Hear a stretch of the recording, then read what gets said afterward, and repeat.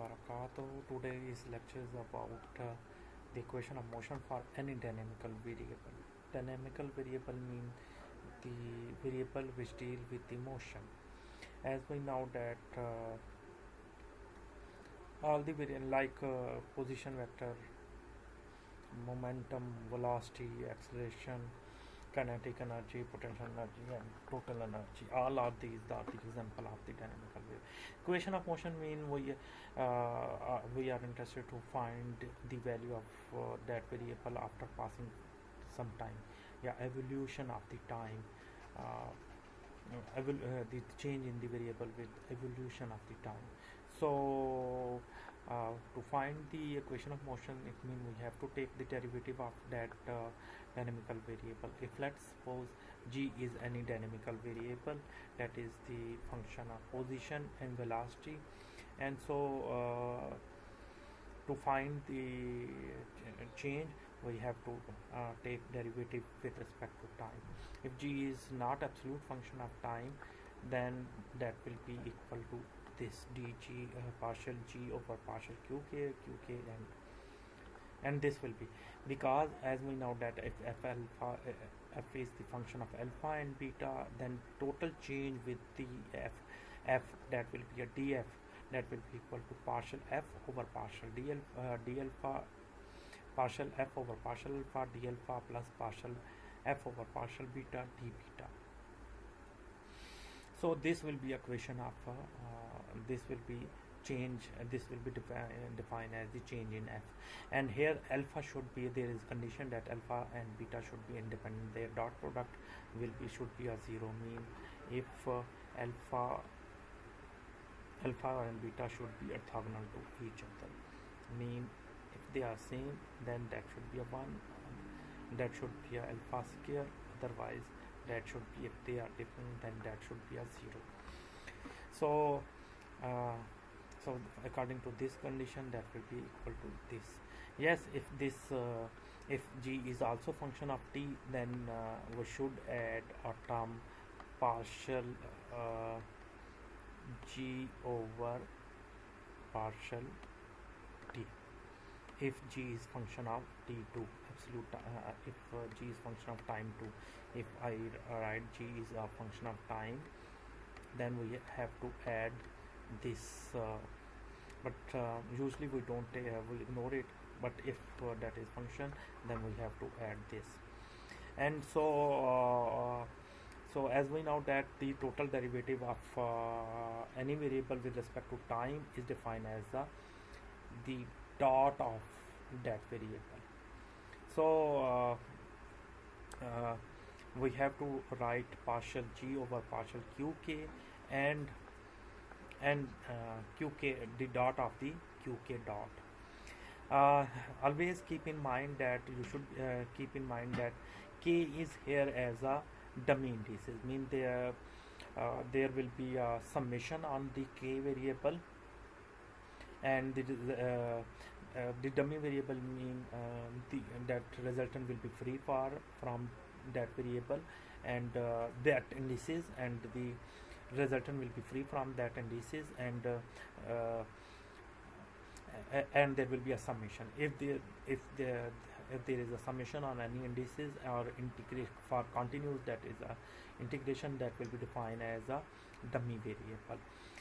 And in integration, sometimes is defined as the functional, like action is the functional of the time, because the action is the line in according to Hamilton principle, action is the line actually action is the line integral of the Lagrangian with respect to time.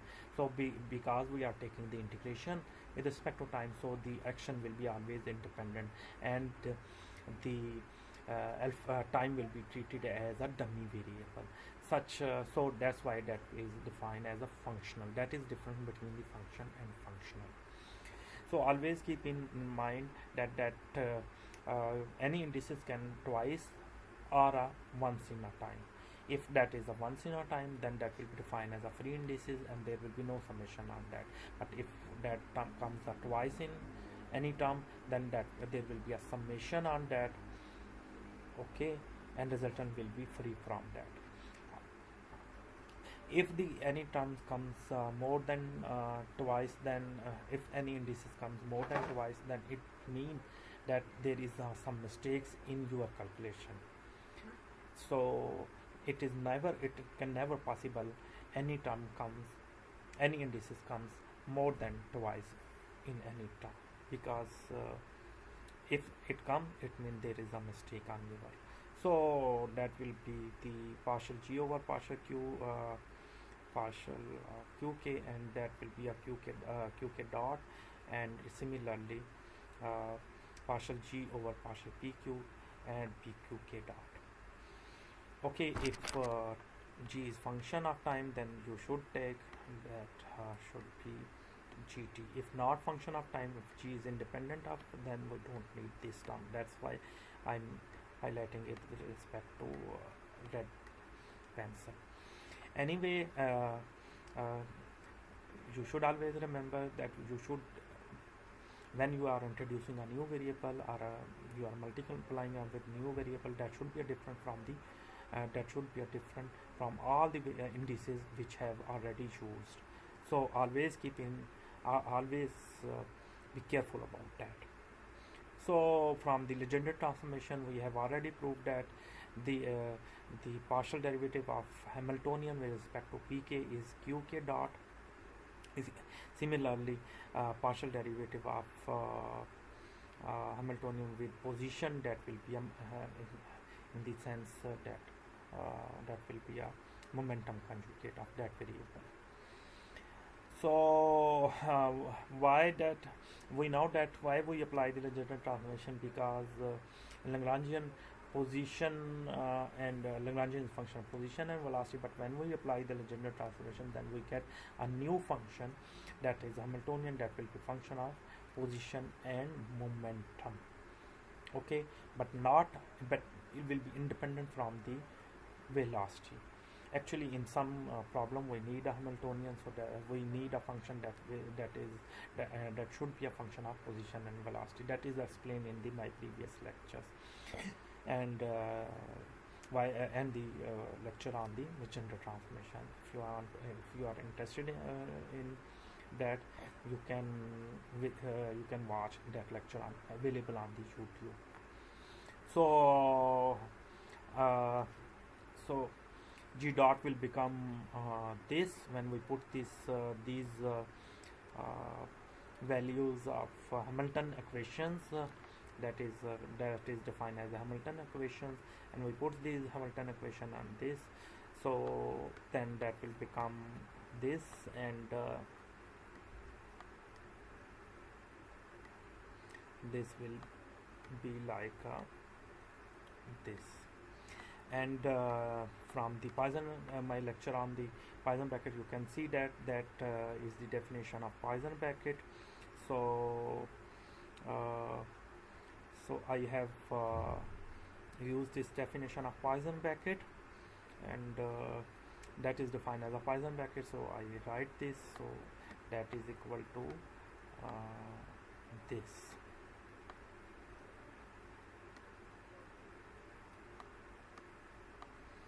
So g and derivative of g with respect to time will be Poisson bracket of g with Hamiltonian.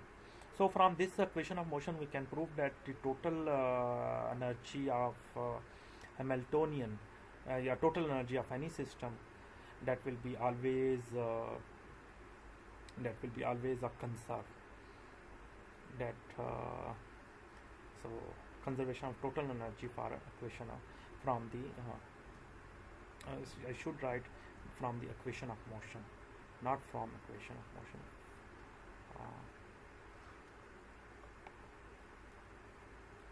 Okay, from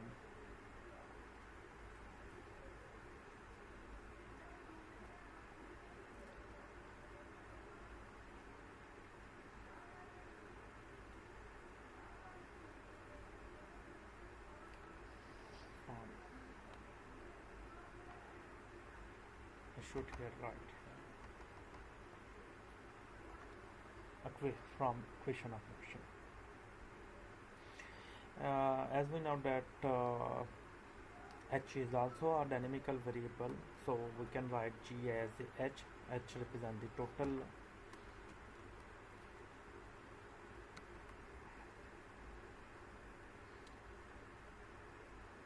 represent the total energy. So we'll replace g with the h, then that will get, we will get this, and by putting the definition of Poisson brackets and properties of the Poisson bracket, we know that that is equal to 0. So the change in Hamiltonian with respect to time will be 0. So if we apply the integration both side, uh, then delta dt will be cancelled, and we can, if we take integration both side, then total, we will get the total Hamiltonian will be a constant. So that so we have proved that the total Hamiltonian will be a constant. Okay.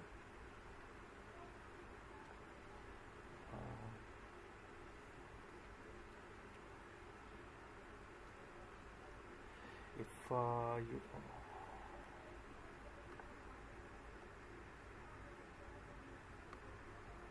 will be constant,